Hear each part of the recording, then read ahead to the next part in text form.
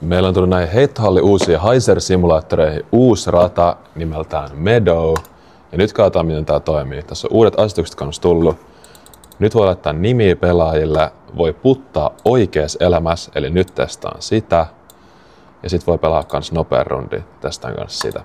Sitten pelataan 3 väylää, ja tää rata on saanut vahvasti inspiraatioa tosi suositut suomalaisesta radasta. Jos sä keksit mikä se on, niin kommentoi alas.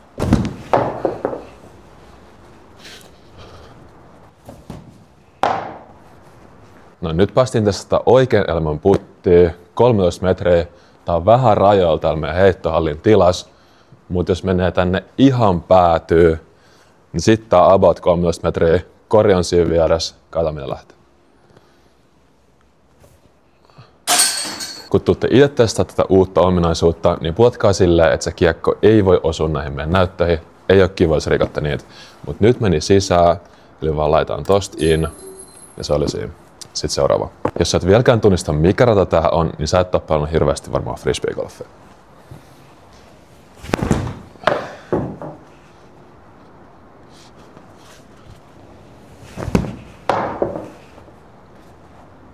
Vaikka meillä on tää oikea elämän putti käytössä, niin jos silti heiltä 3 metriä, niin se on aina kimme. Sitten lähtee satkuun for.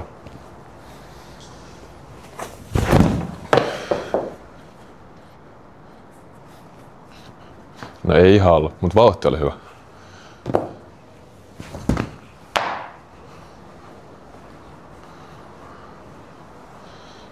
No niin, sit päästiin taas oikean elämän puttiin. Mennään about 6 metriä. Sanotaan, että se on tässä näin. Ja sit vaan mennään tänne ja laitetaan in. Kommentoi, miten mieltä saat tästä uudesta puttiomaisuudesta.